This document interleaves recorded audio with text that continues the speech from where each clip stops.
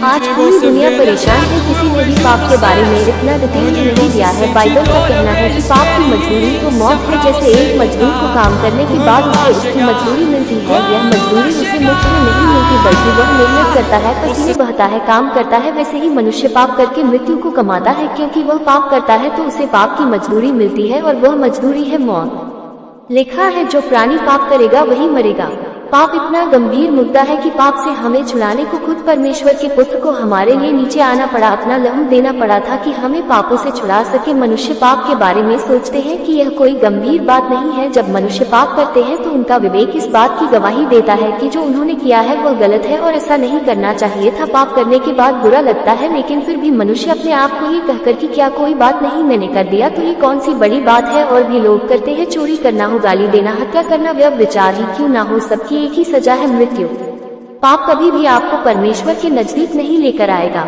आपको लगता है कि एक छोटी बात है, लेकिन परमेश्वर के लिए यह एक बड़ी बात है। चलिए मैं जान लीजिए कि एक पाप भी आखिरकार कितना खतरनाक है। एक पान के कारण ही आदम और हव्वा को बगीचे से बाहर निकाल दिया गया था।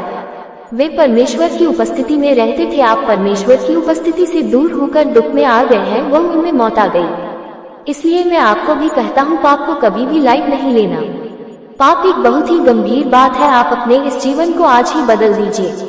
आपको क्या लगता है परमेश्वर ऐसे पाप के कामों को नहीं पकड़ेगा, या परमेश्वर उनके बारे में जानकारी नहीं होगी? परमेश्वर सब कुछ जानता है। परमेश्वर से प्रार्थना करे तो अपनी कोठरी में जाओ और द्वारा बंद करके अपने पिता से जो गुप्त में है प्रार्थना करो, और तब तेरा पिता जो गुप्त में देखा है तुझे प्रतिफल देगा। प्रभु यीशु का कहना था कि पिता गुप्त में देखा है। आपको लगता है कि कोई आपको नहीं देख पाएगा, आपके के बारे में किसी को नहीं पता लगेगा, लेकिन पिता आपको वहाँ भी देखते हैं। कोई उनकी नजरों से नहीं बच पाएगा। भजन संहिता में लिखा है, यहोवा स्वर्ग से दृष्टि करता है, वह सब मनुष्य को निहारता है। परमेश्वर आपके बारे में जानते हैं।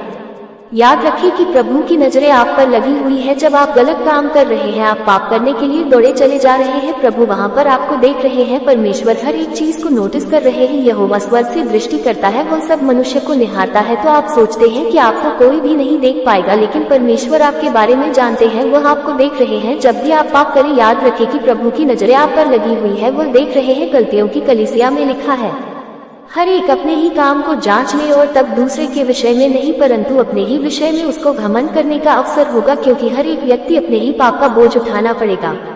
पहले अपनी लाइफ को चेक करो, तब तुम्हें अपनी वास्तविकता पता लगेगी। दूसरों को देखकर मत चलो, क्योंकि हर एक व्यक्ति अपना ही बोझ उठाने वाला है। आसान होता है दूसरों के साथ तुलना करके अपने पाप को छोटा समझना, लेकिन आप खुद जानते हैं कि आप कितने बड़े पापी हैं। सारी आज्ञाओं को तोड़ने वाले आप खुद हैं, लेकिन अपने आप को अच्छा फील करने के लिए आप अपने आप को झूठी तसल्ली देते हैं, ये कहकर कि मेरा पाप उसे दूसरे के आपके मुकाबले कुछ भी नहीं है, मेरा पाप तो बहुत छोटा है। पाप आपकी जिंदगी का सर्वनाश कर देगा। कुछ समय पहले किसी के बारे में पता लगा कि कैसे वह व्यभिचार में फंस गया है, और जब उनसे बातचीत की गई तो उन्होंने कहा कि क्या हो गया, मैंने वह व्यभिचार कर दिया। तो राजा दाऊद ने भी तो व्यभिचार किया था। अपने पाप को कंपेयर ना करें। आप अपने पापों का बोझ खुद उठाने वाले हैं, और जब उठाएंगे तब ये बहुत ही ज्यादा भयानक होने वाला है। इसलिए इस बात को गंभीरता से समझ ले। आप पाप से एंटरटेनमेंट न करें, अपने आप से खिलवाड़ न करें। इसकी मजदूरी मौत है, एक भयानक मौत। जब एक मनुष्य पाप के दलदल में फंस जाता है, बार बार एक ही पाप करता है, इस पाप में खो जाता है, रिपीट करता है, तो वह पाप उसके जीवन में हैबिट बन जाता है, और फिर ऐसा लगता है कि वह इसे से बाहर आने की कोई उम्मीद नहीं है। परमेश्वर हमें बिल्कुल भी माफ नहीं करेंगे। ये सब शैतान के झूठ है। हर एक उस व्यक्ति के लिए प्रभु यीशु ने उद्धार का कार्य पूरा किया है, और यीशु ही आज इस समस्या से बाहर आने की कुंजी है। तो क्या आप यीशु की ओर आएंगे? यदि आप इन हालातों से होकर गुजर रहे हैं तो क्या आप यीशु के पास आएंगे, परमेश्वर से माफी मांगेंगे और परमेश्वर के सामने गिड़गिड़ा कर एक नई शुरुआत की प्रार्थना करेंगे? दोस्तों, पाप एक बड़ा ही गंभीर मुद्दा है, क्योंकि एक पाप की वजह से आदम और हवा को बाहर निकाल दिया गया था। उन्हें अदन के बगीचे से बाहर कर दिया गया था। मौत आ गई थी। एक पाप कारण बना था सारी चीजों के लिए, सारी समस्याओं के लिए। परमेश्वर तो आपके बारे में सब जानते हैं, और वही फाइनल आपका न्याय भी करने वाले हैं। आपके लिए असंभव है, लेकिन प्रभु इसे संभव कर सकते हैं। प्रभु आपको बाहर निकाल सकते हैं पापों से।